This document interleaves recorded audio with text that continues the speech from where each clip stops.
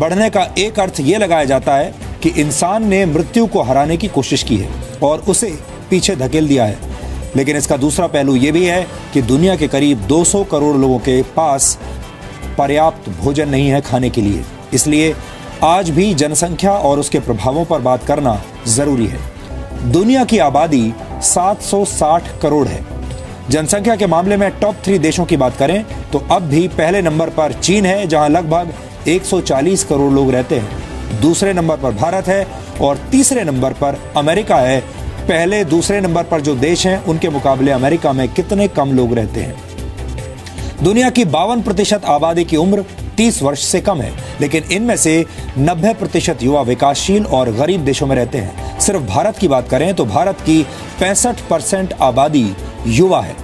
इन आंकड़ों का एक मतलब यह भी है कि दुनिया की आबादी भले ही युवा हो, लेकिन इस युवा शक्ति का इस्तेमाल करने के संसाधन ज्यादातर देशों के पास नहीं है। इसलिए हो सकता है कि आगे चलकर यह आबादी एक बोझ बन जाए। पूरी दुनिया में भारत दूसरे नंबर पर है और युवा शक्ति की बात की जाए तो सबसे ज्यादा युवा भारत में है। यानी कि भारत का सिर्फ 1/3 हिस्सा है अमेरिका, लेकिन फिर भी अमेरिका में विकास ज्यादा है। और उसकी तुलना भारत से की जाए तो यहाँ पर बेरोजगारी ज्यादा है। इसकी सबसे बड़ी वजह यह है कि युवा अपनी शक्तियों का इस्तेमाल नहीं करता है, या वह उन शक्तियों को पहचान भी नहीं पाता है कि उसके अंदर कितने हुनर है, कितने उसके अंदर टैलेंट है, स्किल है और कितना एफर्ट वो कर सकता है, और उन एफर्ट के जरिए वो कुछ भी हासिल कर सकता है।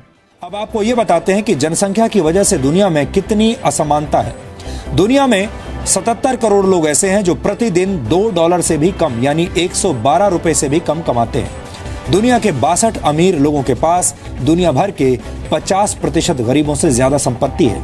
दुनिया भर में खाने पीने और सेवाओं से जुड़े जितने संसाधन उपलब्ध हैं, उनमें से 86% का उपभोग दुनिया के सिर्फ 20% लोग करते हैं। दुनिया में उपलब्ध कुल ऊर्जा यानी कुल एनर्जी का 58% हिस्सा दुनिया के 20% लोगों के घर रोशन करने में ही खर्च हो जाता है।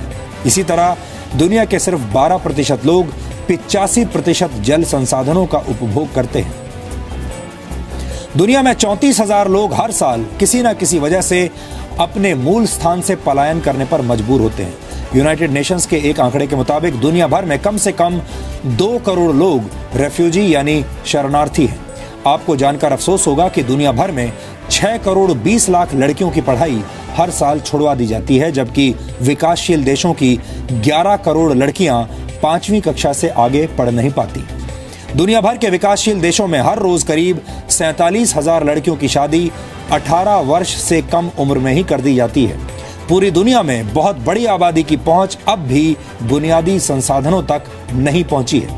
दुनिया के करीब 78 करोड़ लोगों को पीने के लिए साफ पानी उपलब्ध नहीं है। आपको जानकर हैरानी होगी कि पूरी दुनिया में अब भी 240 करोड़ लोग ऐसे हैं जिनकी पहुंच शौचालय तक नहीं है। दूषित पानी पीने की वजह से पूरी दुनिया में हर साल करीब 34 लाख लोगों की मौत होती है। इनमें 3,65,000 बच्चे भी शामिल हैं। भारत और चीन की आबादी को अगर मिला दिया जाए तो ये दुनिया की 30% आबादी होगी, और इस 30% जनसंख्या में भी भारत का शेयर अब लगातार बढ़ने वाला है। भारत एक विशाल जनसंख्या वाला देश है जिसकी आबादी लगातार बढ़ती जा रही है। एक अनुमान के मुताबिक भारत की जनसंख्या करीब 133 करोड़ है।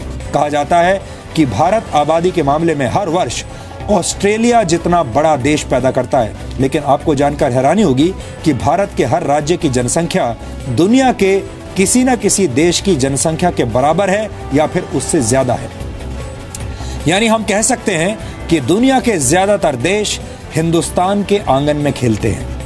भारत के सबसे ज्यादा आबादी वाले राज्य उत्तर प्रदेश की आबादी ब्राजील की आबादी के बराबर है।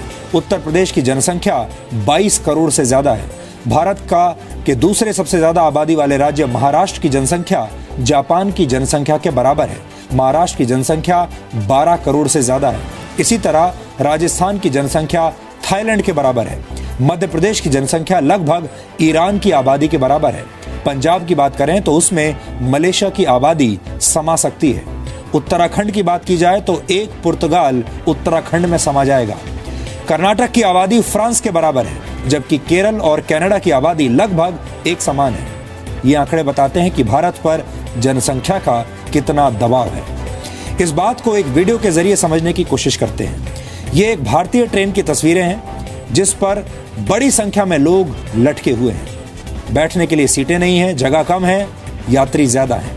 जनसंख्या के बोझ के मामले में भारत की हालत, भारत की तस्वीर बिल्कुल इस ट्रेन के जैसी है।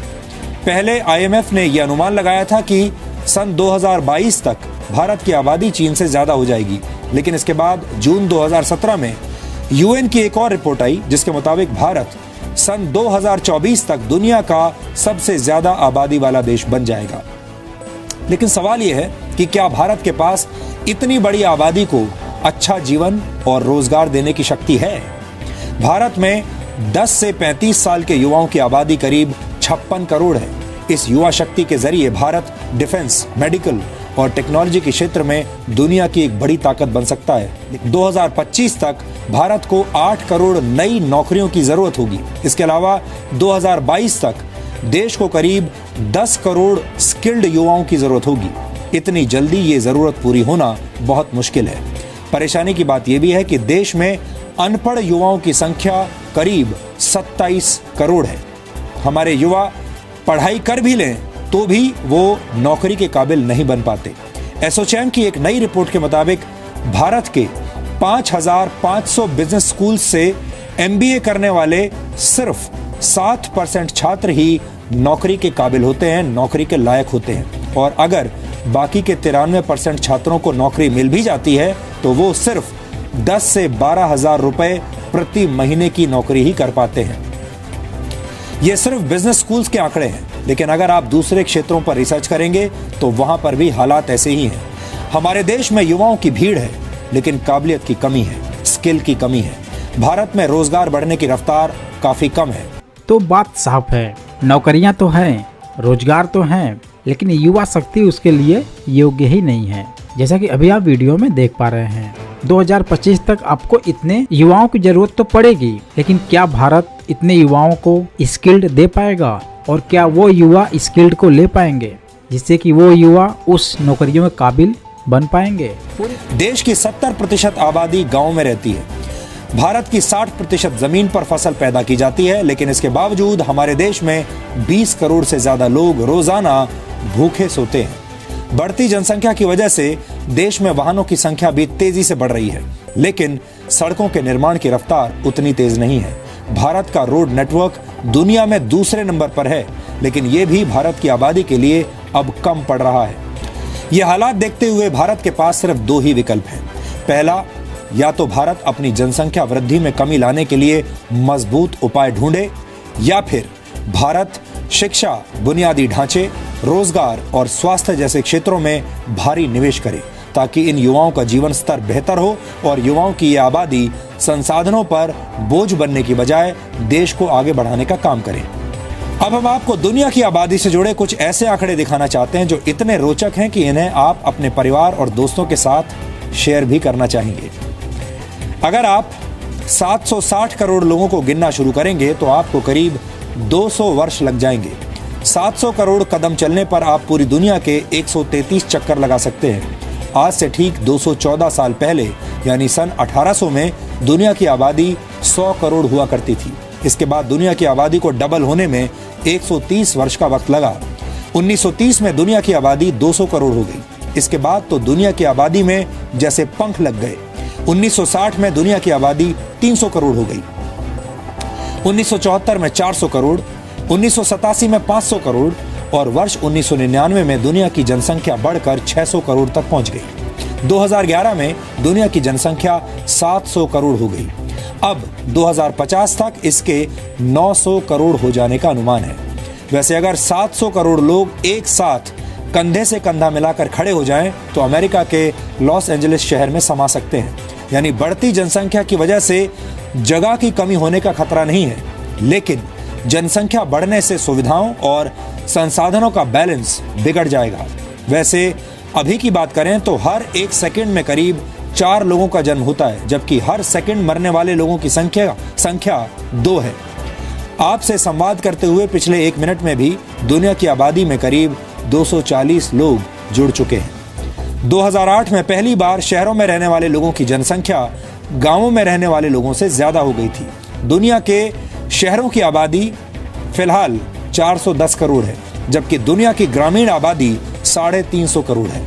शहरी आबादी के मामले में चीन नंबर 1 पर है, जहां 75 करोड़ 80 लाख लोग शहरों में बसते हैं, जबकि चीन के गांवों में 63 करोड़ 50 लाख लोग रहते हैं। दुनिया की कुल शहरी आबादी का 30% हिस्सा अकेले चीन और भारत में रहता है। 1975 तक पूरी दुनिया में सिर्फ 3 मेगा सिटीज थी, जबकि इस वक्त दुनिया में करीब 35 शहर ऐसे हैं जिन्हें मेगा सिटीज कहा जा सकता है। यहाँ आपको बता दें कि मेगा सिटीज का मतलब होता है ऐसे शहर जिनकी आबादी 1 करोड़ से ज्यादा हो। ऐसा अनुमान है कि सन 2050 तक दुनिया की 70% आबादी शहरों में रहने लगेगी। इस विश्लेषण के अंत में कुछ रोचक तथ्य आपके सामने रखना चाहता हूँ। पूरी दुनिया में सरकारी नौकरियों खोज करने वाले सबसे ज्यादा युवा भारत में हैं, क्योंकि इनको लगता है कि सरकारी नौकरी में हम सिक्योर रहेंगे, वो नौकरियां हमसे छीनी नहीं जाएंगी, और उसी के लिए सालों साल स्ट्रगल चलता रहता है। काश अगर वही स्ट्रगल किसी और भी फील्ड में किया जाए तो कुछ भी हासिल किया जा सकता है, और इतना बड़ा हासिल किया जा सकता है जिससे कि आप सैकड़ों नौकरियां प्रोवाइड कर सकते हैं। अगर सोशल नेटवर्किंग साइट फेसबुक को एक देश मान लिया जाए तो ये दुनिया की सबसे ज्यादा आबादी वाला देश होगा। फेसबुक के एक्टिव यूजर्स की संख्या 194 करोड़ है। तो सिर्फ पैसे ही तो कमाने हैं, चाहे वो गवर्नमेंट जॉब हो, चाहे प्राइवेट हो, चाहे वो अपना खुद का हो। अब सवाल यह है कि इतनी तेज बढ़ती जनसंख्या का भारत लाभ क्यों नहीं ले रहा है, या फिर भारत के युवा लाभ क्यों नहीं ले रहे हैं। ये लड़ाई सिर्फ सरकार की अकेले नहीं है, बल्कि देश भर की है, और खासकर देश के युवाओं की है। अगर भारत में सभी युवा अपने स्किल पर काम करें और अपने दम पर काम करें तो शायद बेरोजगारी ग्राफ नीचे आ जाए और रोजगार ग्राफ ऊपर चला जाए। लेकिन ऐसा होना बहुत मुश्किल है, क्योंकि हमारे देश के युवाओं को सिर्फ सरकारी नौकरी ही चाहिए, और ये बात आपको अच्छे से पता है कि सरकार सभी युवाओं को रोजगार नहीं दे सकती है। तो अब भारत के युवाओं को अपने दम पर काम करना पड़ेगा, उन्हें अपने स्किल को पहचानना होगा, चाहे वो कोई फील्ड हो, प्राइवेट हो, खुद का बिजनेस हो, या फिर ई कॉमर्स हो, सोशल मीडिया हो, नेटवर्क मार्केटिंग हो, डायरेक्ट सेलिंग हो, या फिर इनोवेशन हो। यहाँ पर मैं आपको एक चीज बताना चाहूंगा, नेटवर्क मार्केटिंग ही इस टाइम बेस्ट क्यों बनता जा